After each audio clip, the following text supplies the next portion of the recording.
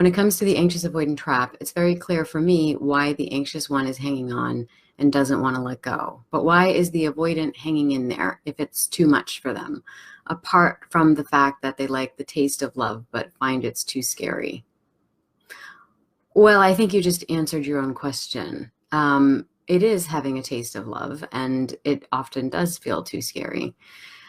I think also, in part, there's, especially for individuals that had, let's say, upbringings that were more enmeshed or more merged, where there wasn't a lot of boundaries in the relationship, that we kind of talked about this a little bit in my other video about what is the difference between narcissism and avoidance. I talked a little bit about that in saying that all insecure attachment styles stem from narcissistic wounds, which is to say that when you have a narcissistic wound, you have a tendency to source your sense of self from someone else. So all people who have insecure attachment styles do this.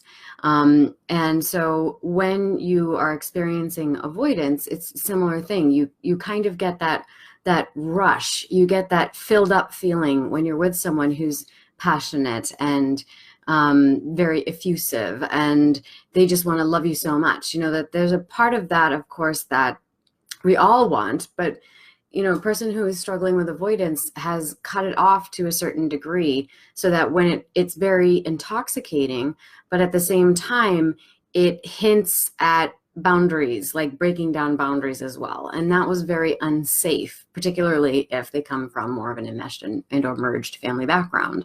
So it's kind of unsafe to be in a love relationship because it always comes with conditions. You know, it's kind of like thinking about the way that the anxious and avoidant partner, or the open heart or the rolling stone, interact with each other. You could imagine it's kind of like yin and yang. You know, there's a little bit of each in the other. So for the anxious person, typically what they admire in someone who might be more avoidant is their sense of independence, their sense of self-sufficiency, their ability to kind of just walk away if they want to, and all the other positive aspects that come from that. You know, a lot of individuals actually who struggle with insecure attachment as a whole are usually very creative. Primarily because their energy has escaped from the body to the head.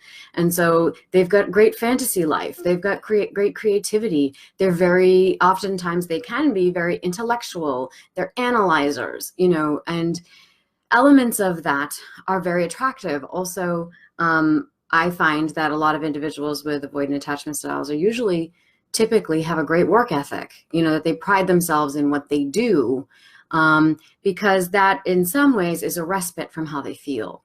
So there's an attraction there for the open heart. Now for the rolling stone, the open heart appears to be more in touch with their feelings. They're softer and sweeter, and they're reaching for contact. You know, it's kind of all the things that they find enlivening. There's something that speaks to a sense of vitality there and connectedness. And so they voice and they express the parts of the Rolling Stones self that haven't had that chance to really express themselves so much.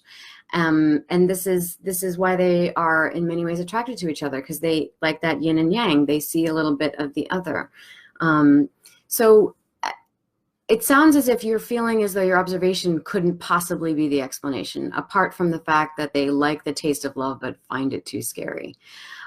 Honestly, that feels like a wonderful summary of this answer to your question. And it may just be that is all that it is.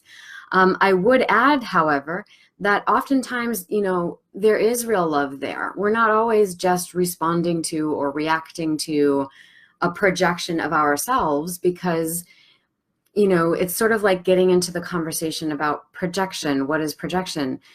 People will say, oh, you're just projecting, or something like that.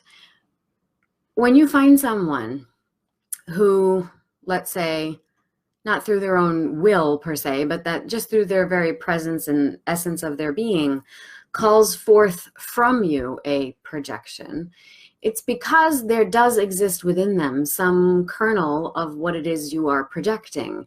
And when you find someone who is a point of focus for that aspect of yourself, you know, it's not because it's all you.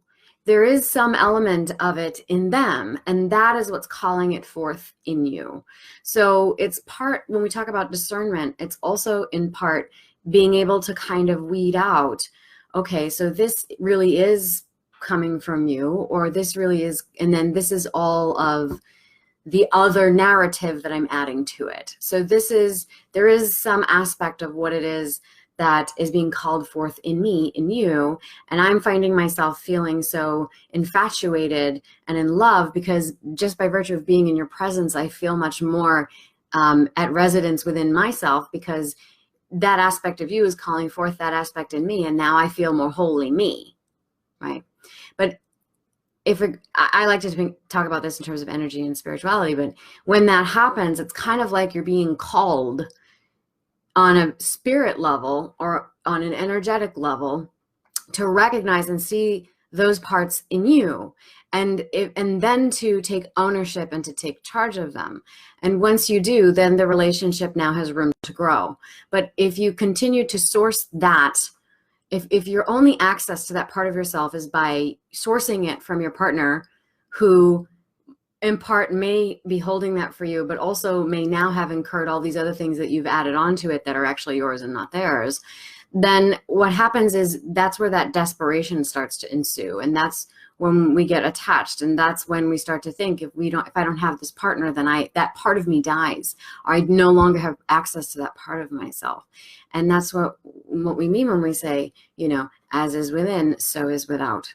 So there is a communication going on there. There are, in your circumstance, and I imagine you're asking this question because it pertains to you personally, in your circumstance, if you're finding that you have a partner who is avoidant, but who comes and goes, it may be that they've got their own internal drama going on, but there's always going to be there is a connection there. And even if there's projection going on, which often there is, there will also always be a little kernel of something that is in the other, in you and in the other.